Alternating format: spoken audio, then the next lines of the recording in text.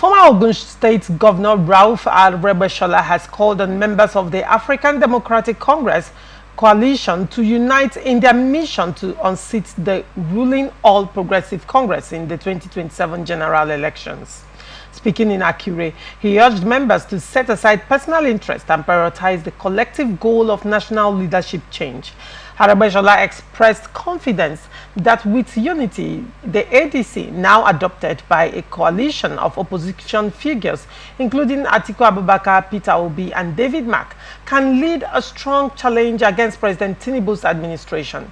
He emphasized that victory across all levels, from the presidential to state assembly elections, is achievable with a united front.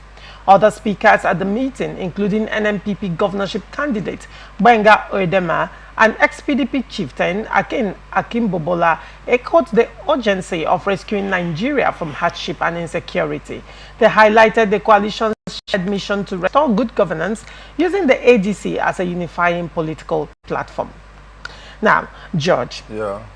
With all the already, ADC has started having its internal implosion. Yes, I mean it started too early, but then the interim acting secretary, national secretary Rauf Aregbesola, is calling for unity in order to be able to remove Tinubu come 2027.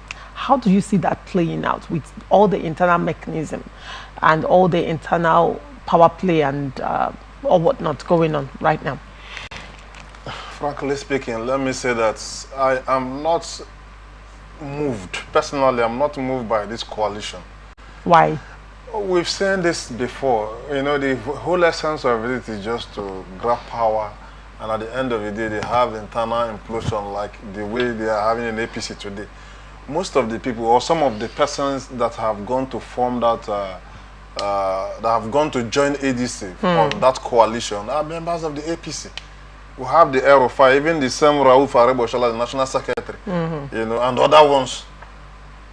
They are just aggrieved that maybe things did not go their way. The whole essence of this is to grab power, and now he's calling for unity because he understands that as it is today, you know, there's no unity amongst them. These are just straight bedfellows that came together to see how they can wrest power from, you know, the incumbent. For them, what matters is just wrest power from the incumbent. How they want, what they want to do with the power, how they want to go about it, is not really, you know, something that is on the front burner. They have not even discussed it. Their own is just how to get power from Tinubu in 2027. And I want to tell you that, by my calculation, I don't see them making headway. They will have internal implosion even before the election. Why? What are the variables you're considering? The reason is simple. There are vested interests from these leaders who have to be there. Who is angling to be the president of this country. He wants to run as the president. We have Atiku, who perennially has seen it as a birthright. There's no other position that, you know, makes sense to him other than contesting for the, you know, presidency. And he has been a serial loser all these years. Yes, we have the likes of Rotimi Amechi, my brother, who also angling to become the president. Even the likes of Rauf may also be angling. Even if he does not want to be the president, maybe he might be looking at someone who he wants to, you know, he wants to partner with to run as maybe president and vice and all that. So all these things, how they want to manage it is something I'm yet to understand. Because these are all power players that actually want this power. They have vested interest in becoming the president.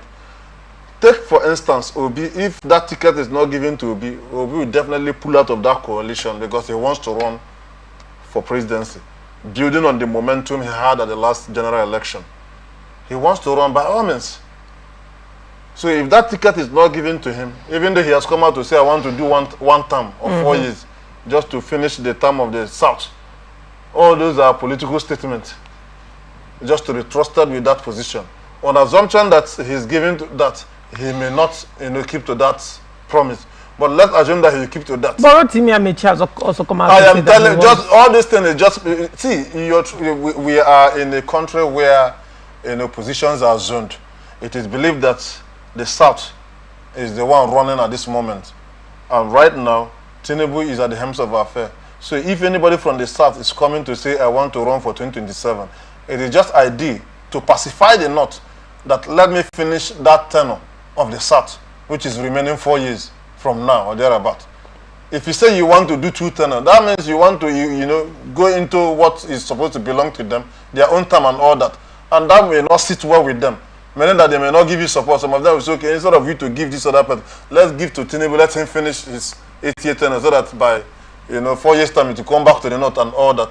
So they are just, that is just political statements. That's the political statement. So I don't, these are strange bedfellows. I don't see them making headway. I have my reasons.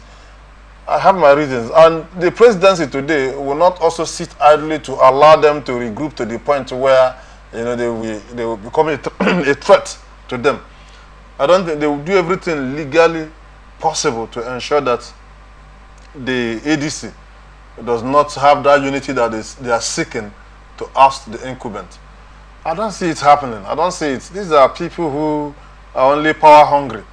What they want to do with the power, nobody knows. They have not even told Nigerians up till now. We don't even know what, you know, their plans are for they have not been clear about any ideology, what they are standing for.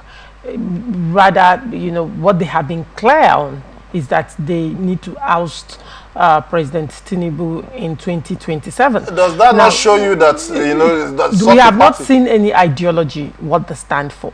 But then one would say, looking at that, one could understand why it is like that, because, I mean, the dynamics of the ADC coalition appears to be different from the dynamics of APC when they coalesced into APC. I mean, for APC, it was about different political parties that came together to form a party to oust Jonathan, Jonathan, right? But in this instance, it's not political party, but individuals that are coming together from different political parties to, you know, challenge President Tinubu's presidency in 2027. Now, for those parties in the APC, you find out that they already had existing structures. These parties had existing structure, even though at some point in some states they were strong, in some other states they were mushroom structures, but they had it. But ADC, one would say, does ADC really have that widespread structure? The answer is no. These individuals stand alone. Can they win elections in their states?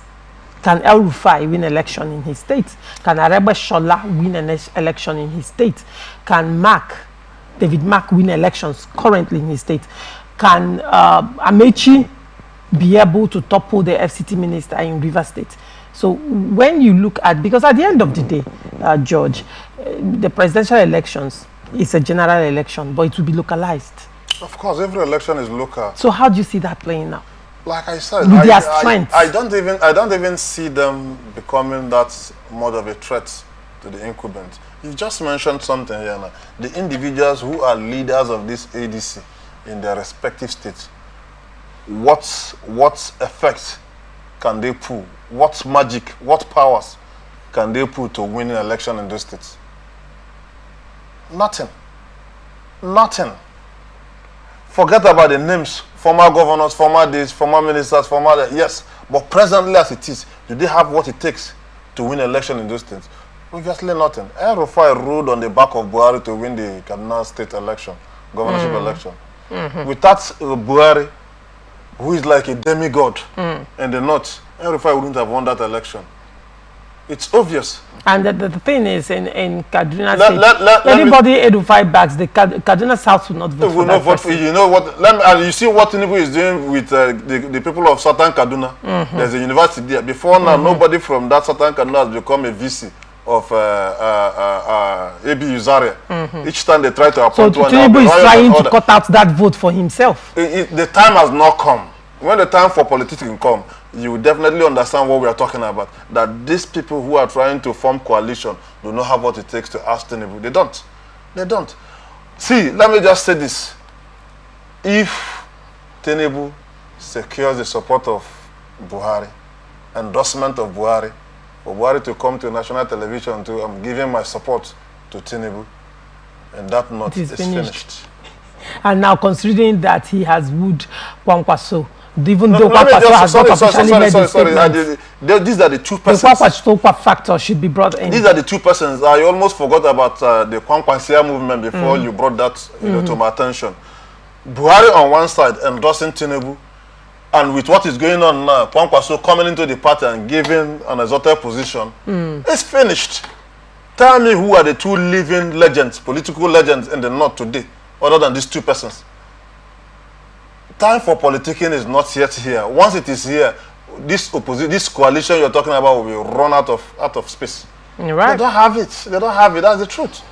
They are just aggrieved that they were not carried along in the scheme of things, and because of that, you want to ride on. And also, do not forget the fact that they have a lot to contend with, considering that a faction of the neck of the coalition is saying that they don't know these people. No, leave now that side. That will be taken care of. How will it be taken care of? That will be taken care of. A political resolution. That will be taken care of. The most important thing is that the people who are coming to form a coalition have agreed that we have to do that.